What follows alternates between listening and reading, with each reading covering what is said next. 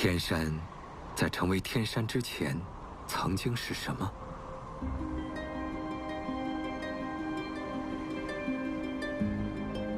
天山一瞬，人间万年。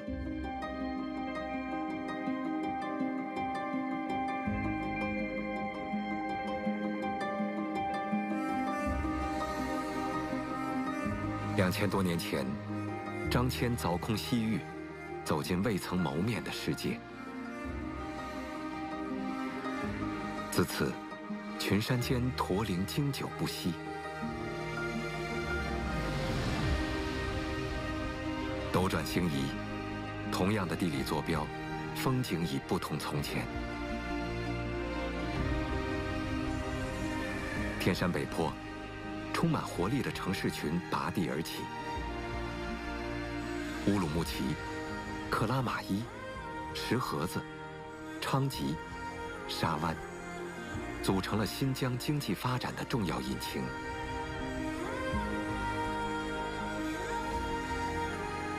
北坡经济带，欧亚大陆中央，一颗澎湃的心脏。强劲与博大，积蓄起新的能量，正在塑造历史，连通未来。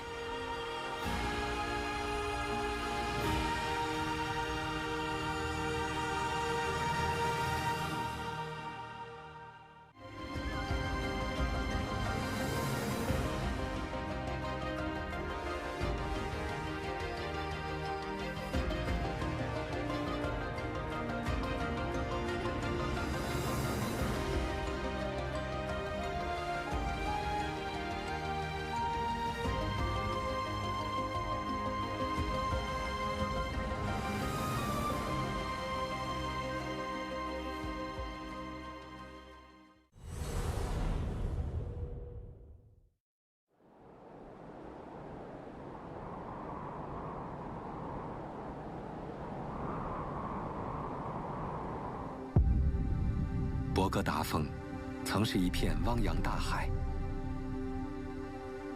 数千万年前，地壳运动，断裂的板块随洋流漂移、挤压、碰撞，海洋抬升为陆地，孤岛耸立成山峰。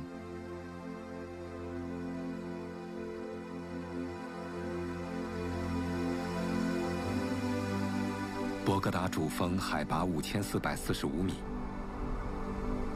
和7座海拔5000米以上的高峰东西排列，共同组成北天山东段巍峨的山脊线。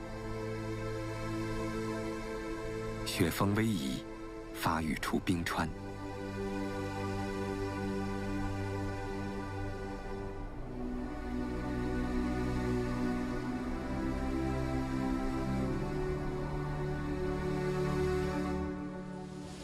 博格达峰北坡，第一是最先出现的生命，它是天山生态系统的底色。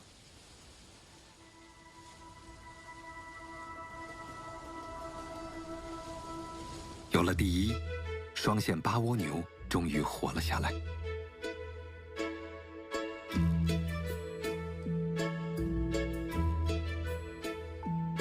蜗牛最喜欢的食物是植物嫩叶。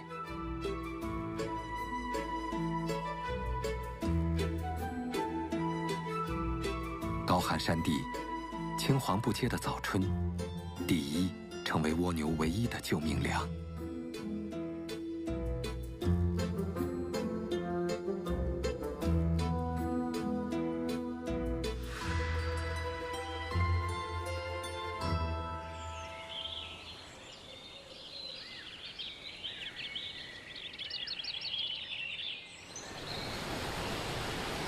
春风消融冰雪，涓涓细流汇聚成江河，唤醒整个天山北坡。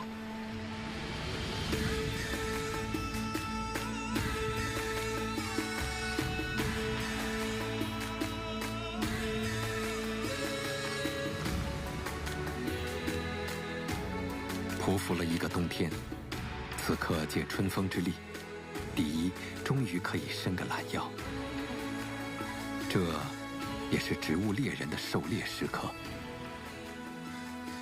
天山北坡因为有丰富的冰川融水，所以这里的植物多样性非常丰富，从中草药，然后到一些经济利用的植物都有。比如说，咱们平时听说过的雪莲花，还有一些药材，比如说贝母、党参、红景天，这里有很多国家级跟自治区级的保护植物，所以这一带是我们新疆的植物多样性的分布中心。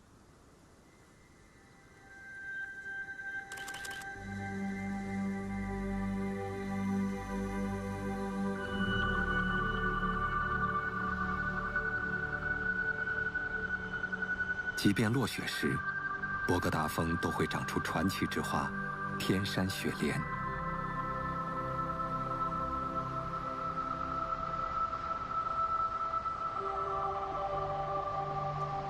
它是生长在高山草坡的野孩子。地面以上，它冰清玉洁，温文尔雅；地面以下，它盘根错节，开疆拓土，在恶劣环境中争得一方生存之地。天山雪莲是顽强生命力的象征。据说，在它3到8年的生长期中，只开花1次。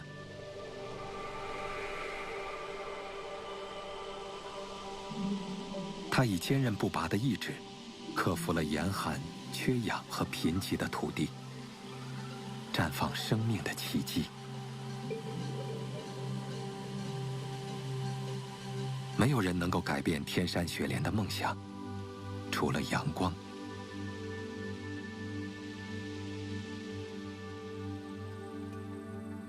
阳光洒向山坡，大地色彩斑斓。很难想象，海拔将近4000米的地方，还会有如此的繁花似锦。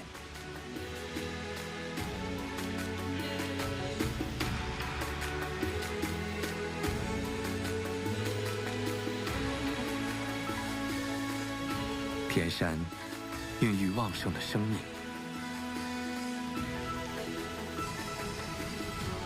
天山也见证辉煌的文明。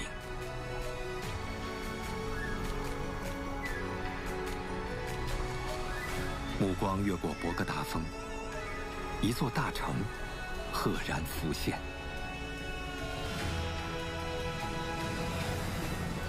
这是方圆1500公里内最大的城市。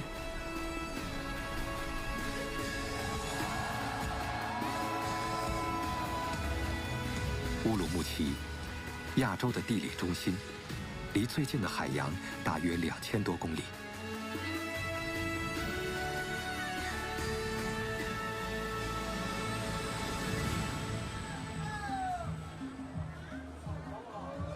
清晨，3000家商铺拉开大幕。这座世界上最大的巴扎已经做好准备，迎接今天的10万名游客。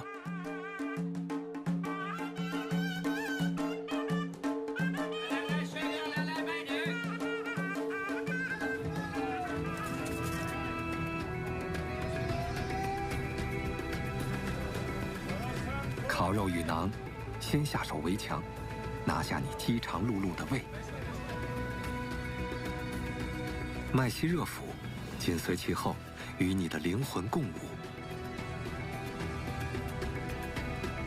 茶馆和博物馆安守一隅，等待着你尽兴而来的时刻。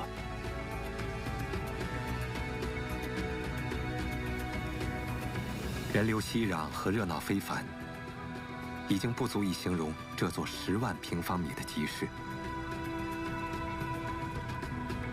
站在80米高的观光塔上，你才能眺望这属于盛世的繁华。交汇的文化，共同撑起这座城市的轮廓与骨骼。时间在这里折叠，大地之上，道路编织出经纬。人类正在享受亲手创造的山河。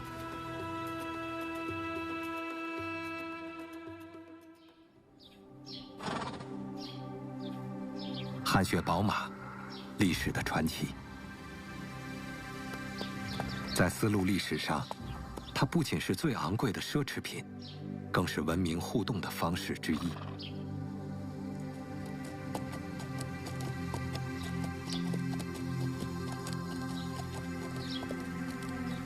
马改变了人类的距离观念。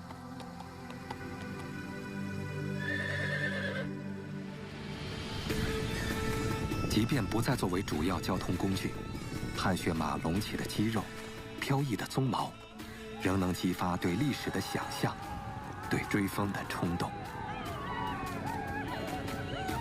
追风，历史上是速度的代名词。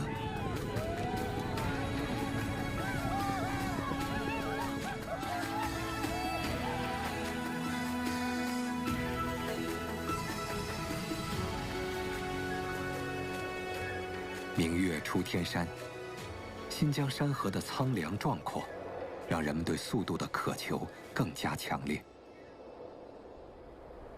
今天，同样的自然环境，让追风的内涵从速度变成能源。乌鲁木齐城市背后是三面环山的峡谷地带，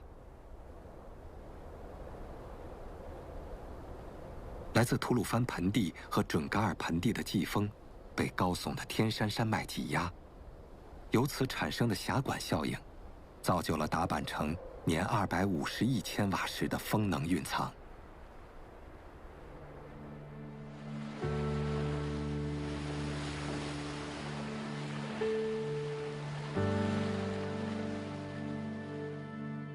借助工具，人类渺小的身躯可以凌驾自然之上。这是中国最早的商业化运营风电场之一。10级大风带来的清洁能源，每年可生产近100亿度电，这相当于360万户家庭1年的用电总量。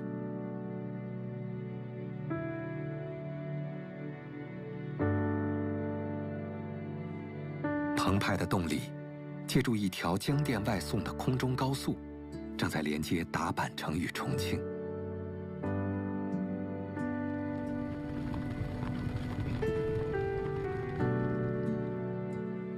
当你在重庆打开电磁炉，准备下入毛肚时，你是否知道这是来自中国风谷达坂城的爱？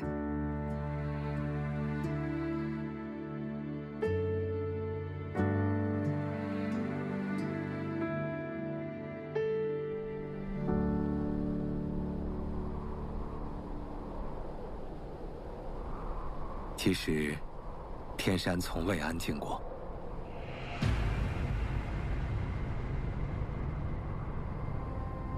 史前地质时代，坚冰期，退缩的冰川将岩石碎片和土壤留在博格达峰北坡。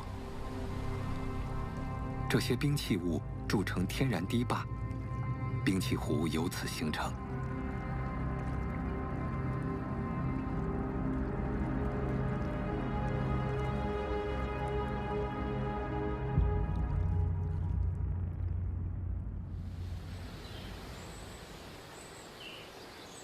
这是天山山脉最大的冰器堰塞湖，湖面面积4.9平方公里，最深处达105米。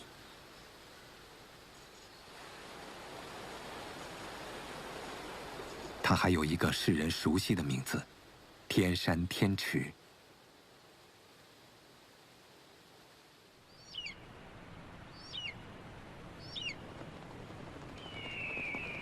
冰川带来大湖，也为天山北坡带来足够的水。这是一切生命出现的前兆。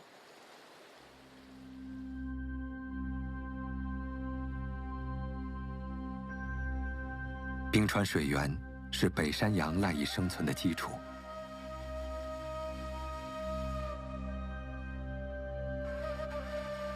在自然界，北山羊是一流的登山家，它们常年生活在海拔3500米到6000米的高原裸岩地带，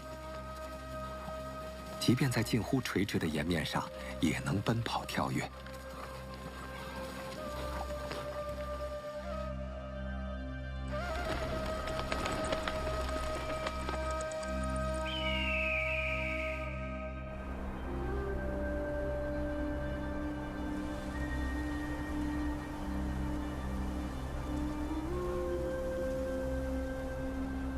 这座城堡是他们理想的庇护所，当然，也是争夺交配权的战场。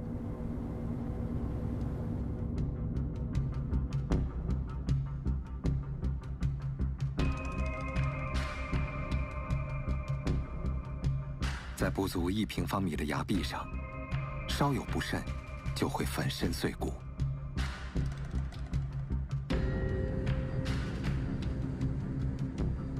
人类和城市出现前，这是天山北坡最原始的景色。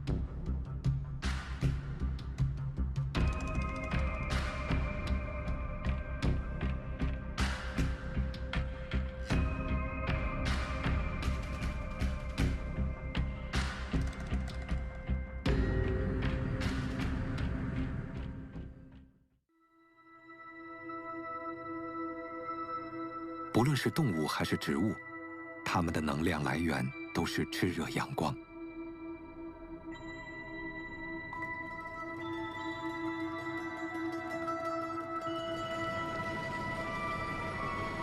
天山北坡，昌吉，全年日照超过2500小时。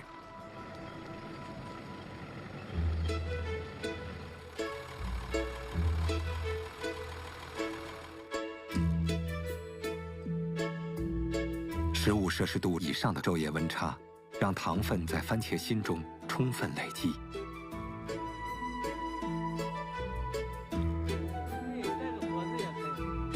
新疆是亚洲最大的番茄生产和加工基地。这里的番茄产量让中国成为世界上最大的番茄制品出口国。全球每4瓶番茄酱中，就有1瓶的原料来自新疆。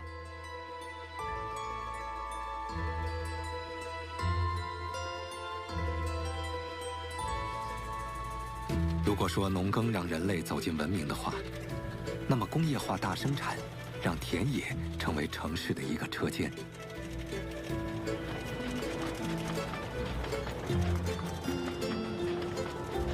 超过10万个标准足球场大的红色，让新疆的番茄产业集群占据着中国80%以上的市场份额。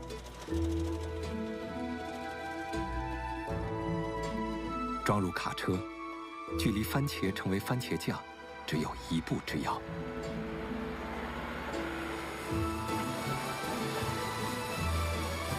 从车间到舌尖，番茄从植物变成产业。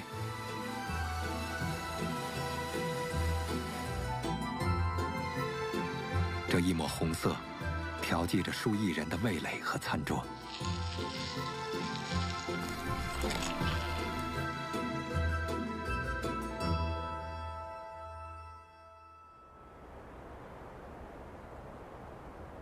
耕作是农耕文明刻入基因的密码。天山南北数千年的小麦种植历史，让新疆成为中国最早开始农耕的地区之一。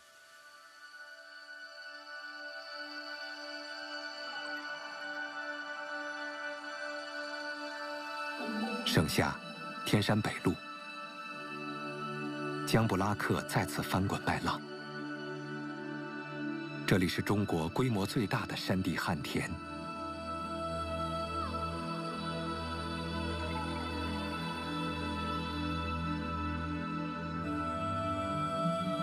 今年小麦产量比往年要好得多，今年的收入可能要比去年高一点。我们今天把这一大片收完，下去把那小块也收掉，今年的夏收就基本结束了。精耕细作的旱作农业，构筑了汉唐盛世的基础。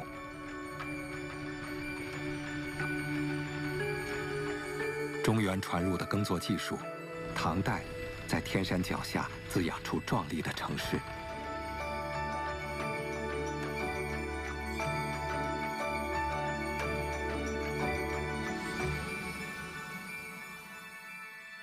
当、地砖、钱币、官印，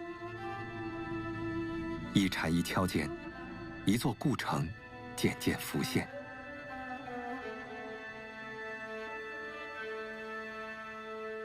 它是天山北路最大、保存最为完整的古代城市遗址，也是古代丝绸之路北道的必经之地——北庭故城。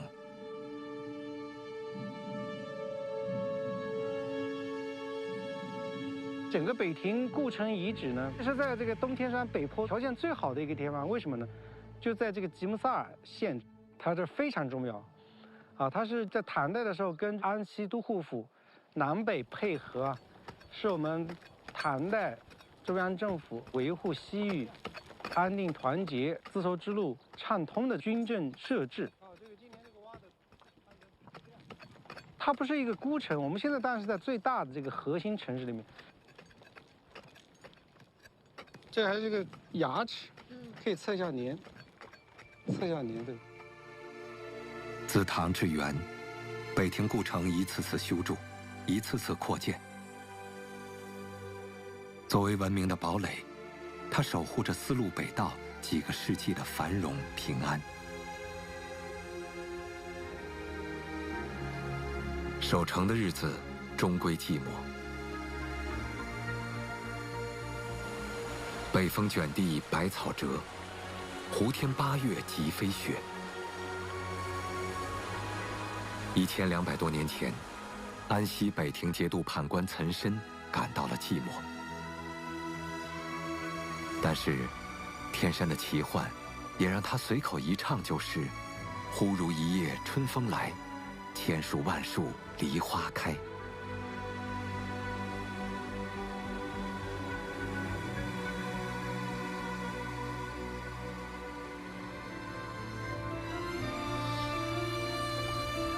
上一年的星移斗转，已经将足以让雪花化作梨花的能量蕴藏在天山脚下。对于地球来说，故城的几百年的兴衰不过是刹那之间。因为没有哪次地壳运动不以亿和万作为纪年单位。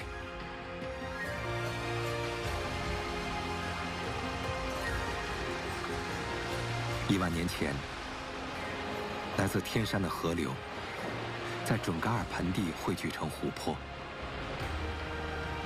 这时的气候是温暖而湿润的。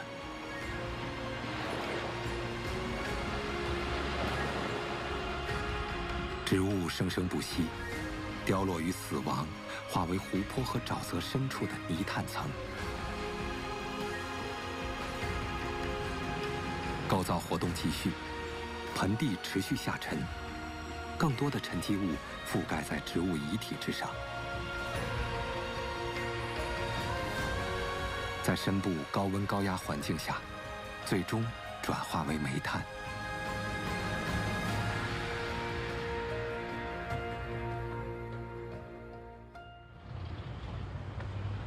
昌吉回族自治州，准东煤田，世界上最大的整桩煤田。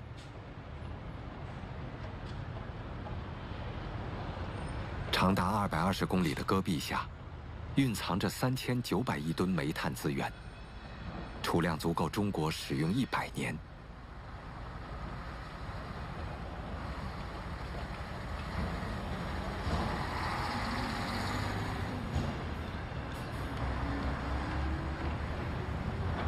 数百台无人驾驶卡车沿着规定的轨道，将煤运送到输送带。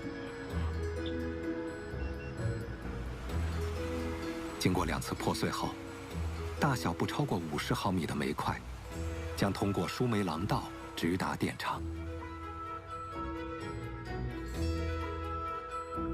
到这一步，能量仅完成了初步位移。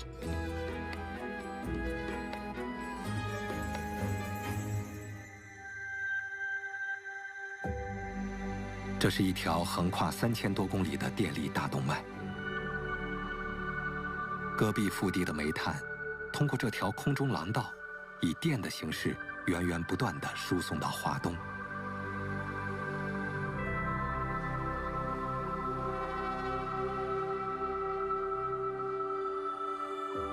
作为世界的电力珠峰，从新疆到安徽，跨越6个省区的输电线路是中国最大的特高压工程之一。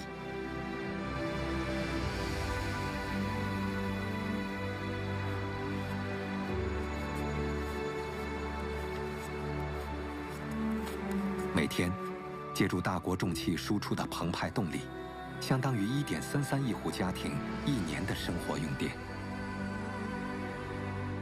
集权工程是新疆准东煤电基地大规模外送的配套工程，工程起于新疆准东的昌吉换流站，止于安徽宣城的古泉换流站，线路全长3293公里。夏季，中国东部进入用电高峰，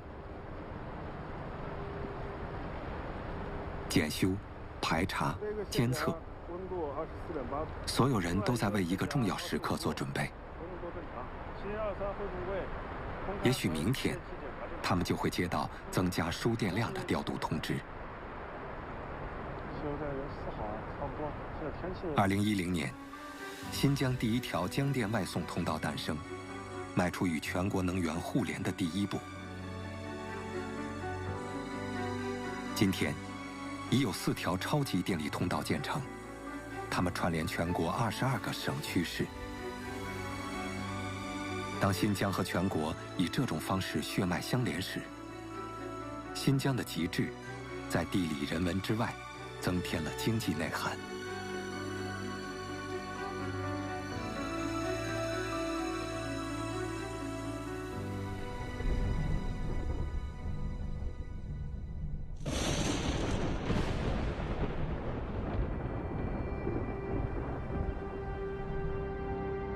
天山，一切极致的开端。向开端回溯，穿越亿万年地质变迁，远古的景色近在眼前。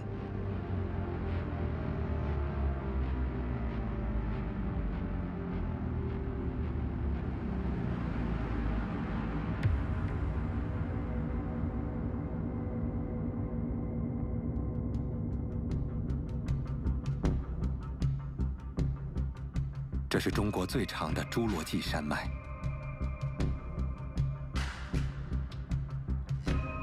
7000万年的时光，在这里雕刻出近120公里天山地理风光走廊。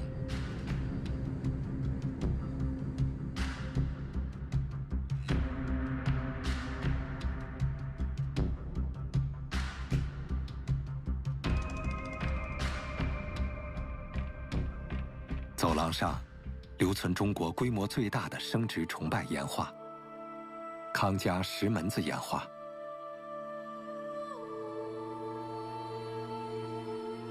这红岩体上，300多个男女人像形态各异，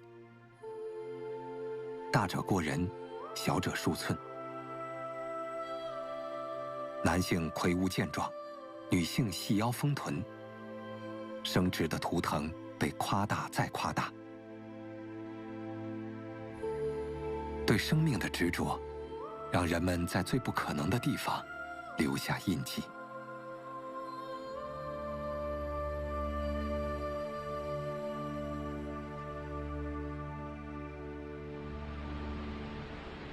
安吉海大峡谷就是这样的最不可能之一。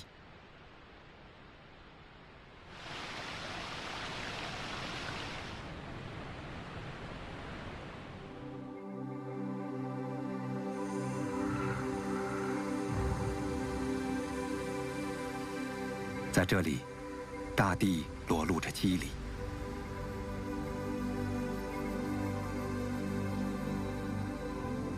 纵横交错的沟壑，从峡谷边缘延伸至谷底。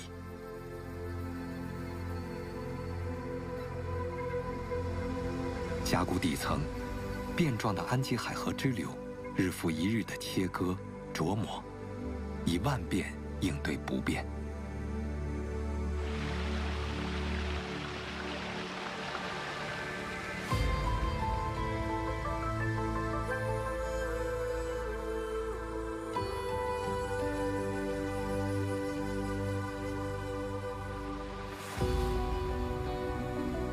出峡谷，安吉海河一路横冲直撞，直到塔城沙湾安吉海镇时，才舍得放慢脚步。这里有他在乎的一抹红色。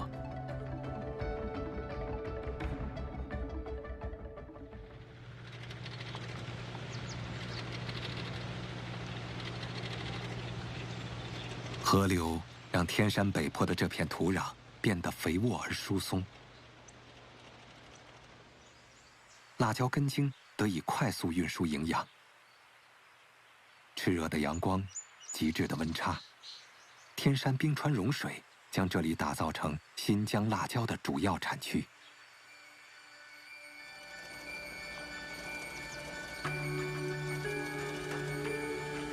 这些辣椒虽然品种不一，但是它们中绝大多数会走向餐桌，只有板椒另有使命。因色泽极度红艳，它走进美妆界，成为口红色素的来源。丰收季是万亩晒场的更衣时间。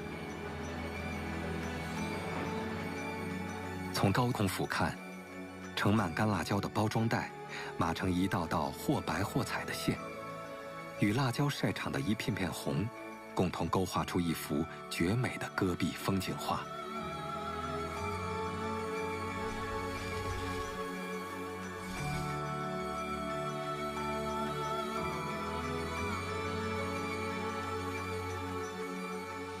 辣椒的红，映衬绵甜的白。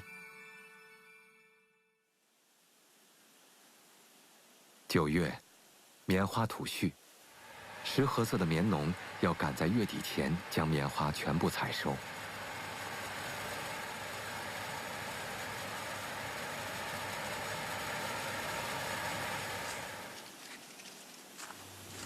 除了棉农，他们还有一个身份——军垦后代。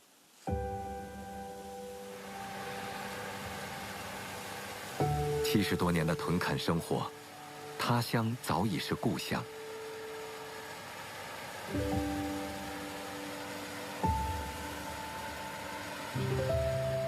一代又一代军垦人，让北疆自古不种棉成为历史。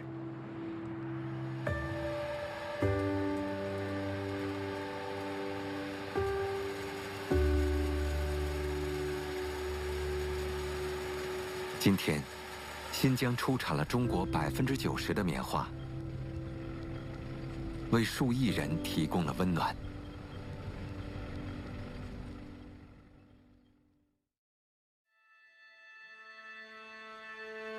从沧海到桑田，是天山地质变迁的缩影。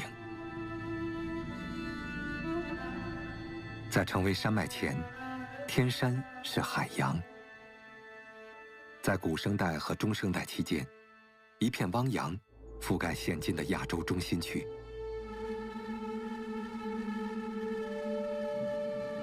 当天山抬升，北坡洼地顺势变成湖泊。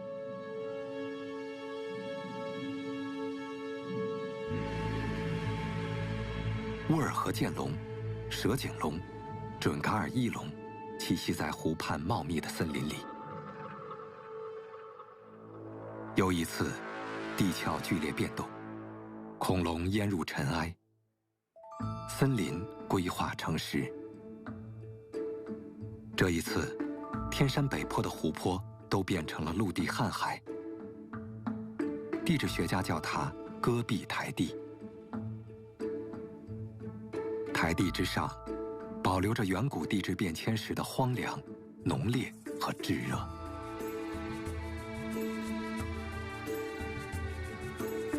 这种特点的最佳体现，可能就是塔城乌苏泥火山。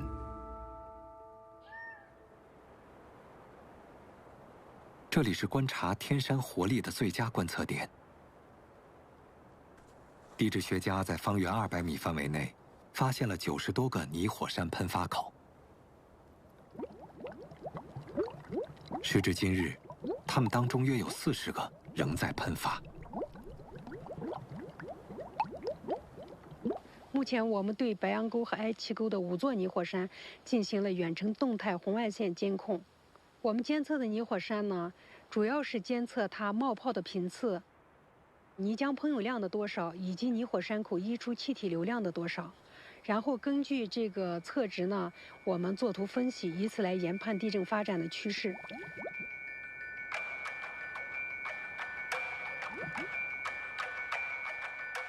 与我们熟知的火山不同，乌苏泥火山的喷发物显得和缓许多。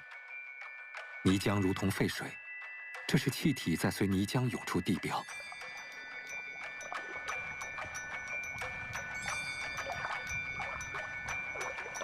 泥火山气是天然气的一种，它们就像来自地层深处的信号，表明大地之下蕴含丰沛的能源。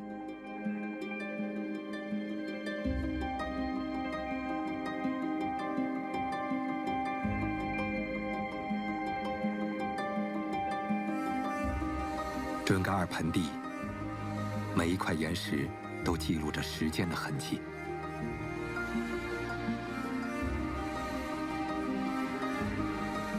穿越时光和自然建造的奇异雅丹地貌，一座因能源而生的城市，坐落在古老的海盆中央。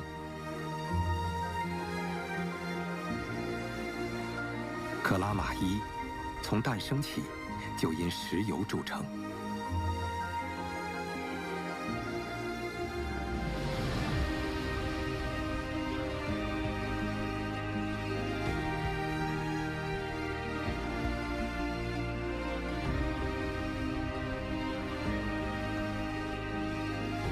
西北大山中，有如皋者流出成川。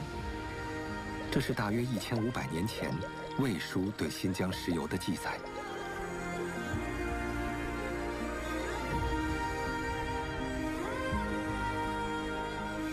20世纪50年代，克拉玛依1号井让新疆出现了新中国第一个大油田。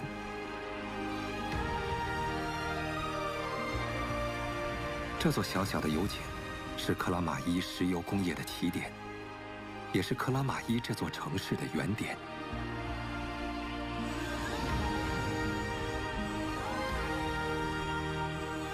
克拉玛依因石油而建，也因石油而兴。稳定的石油和天然气年产量，赋予了克拉玛依在中国能源格局中重要的战略地位。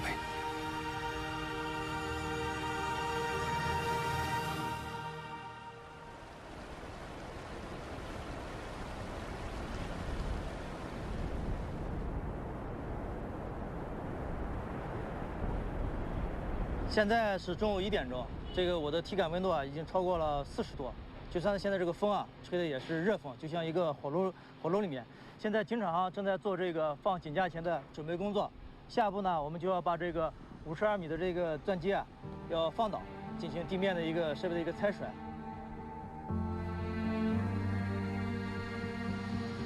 正午，15辆大型运输车依次排开。马湖油田70279钻井队即将启程，他们的目标是戈壁更深处。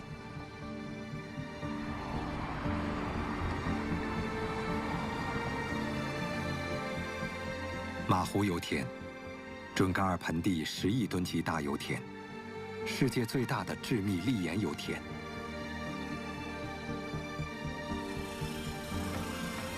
接下来的2个月，他们的挑战是地层之下7000多米。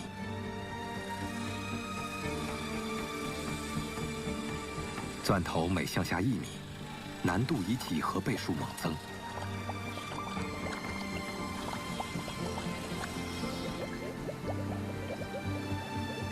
中国超深井钻探技术的进步，让我们这个石油储量并不丰富的国家，依然保持每年30%的原油自给率，不必彻底依赖进口。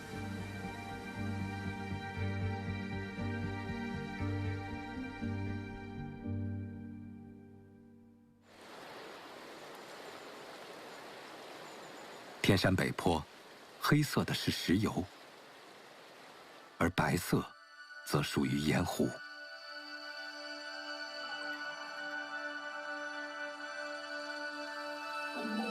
准噶尔盆地西部，面积将近100个西湖的玛纳斯盐湖铺展在天地之间。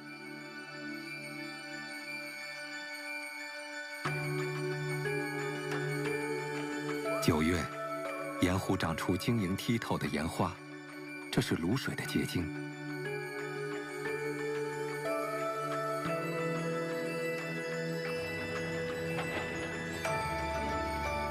从高空俯瞰，采盐机械在清澈无垠的盐湖中耸立，现代工业和自然造化合体，臻入画境。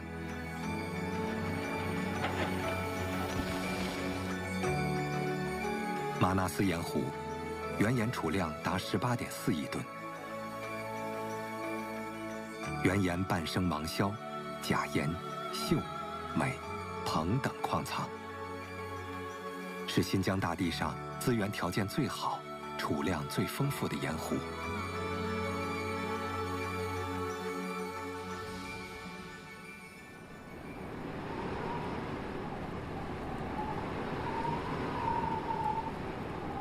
10月，天山深处，气温已接近零下10摄氏度。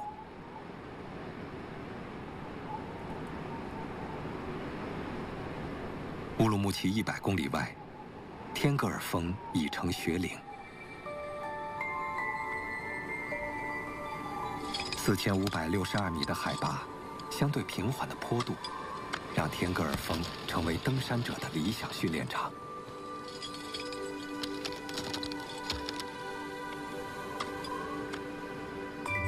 这里的训练是为挑战135公里外海拔5000多米的博格达峰。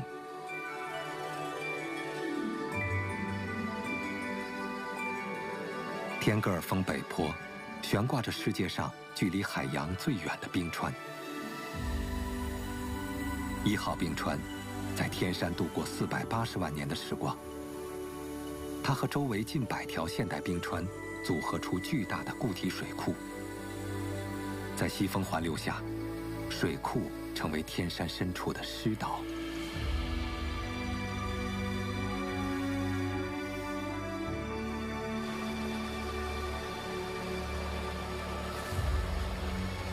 独特的自然条件，让2000多年前的先民能开辟出纵跨天山南北的咽喉要道——车师古道。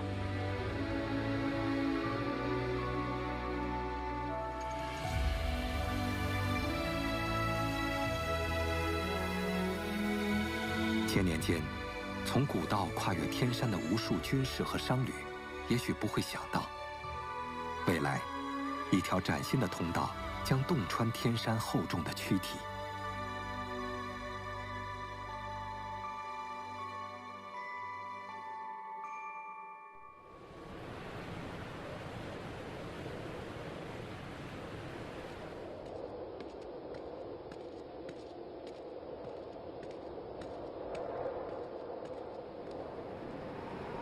平均海拔3000多米，天山胜利隧道正在缩短南北疆的距离。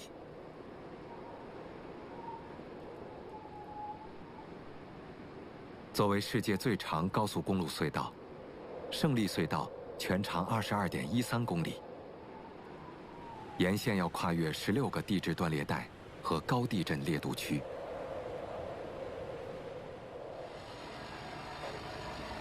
隧道通车后，穿越天山的时间将从数小时变为20分钟。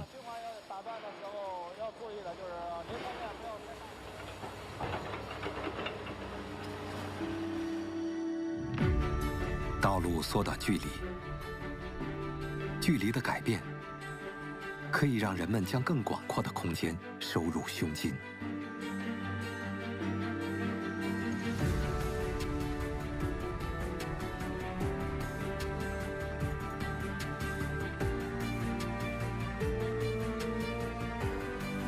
天山落雪时，乌鲁木齐国际陆港刚刚进入旺季。然后后面装20再装那头那几20个车。再走点，再往南走点。由于沿线国家轨道宽窄不一，出境前货物要进行换装，这是通关的重要环节。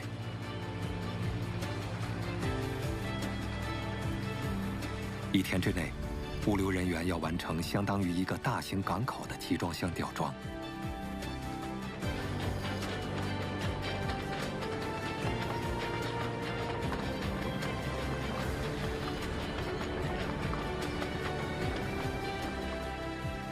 贯穿欧亚大陆的中欧班列，作为“一带一路”上重要的物流手段，它改变的不仅是商品的流动速度、集散方式，也许还有更广阔空间的经济格局。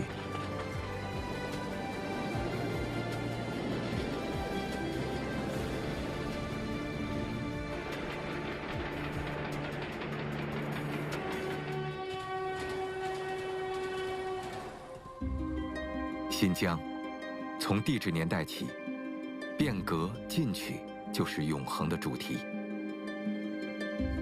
当中国式现代化给这片占据中国国土面积1/6的广袤树立新的目标，注入新的活力时，产业为原野赋能，绿色孕育新的能源，城市延展成经济带，甚至冰雪也变成经济。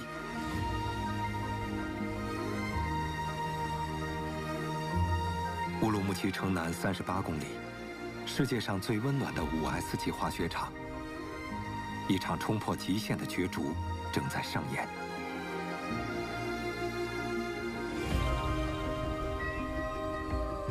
挑战极限，经验、技术、勇气和信心缺一不可。飞越雪山，人类体验极致的速度与激情。时间变得模糊，周围的世界变得遥远，只剩下与这片雪域的对话。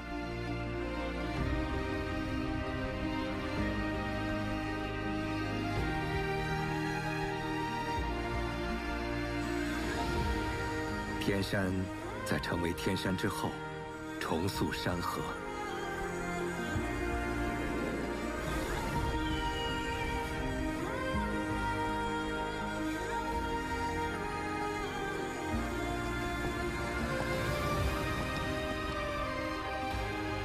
澎湃绿洲不仅是地理现象，也代表着前所未有的经济活力，是天山北坡城市群的灵魂所在。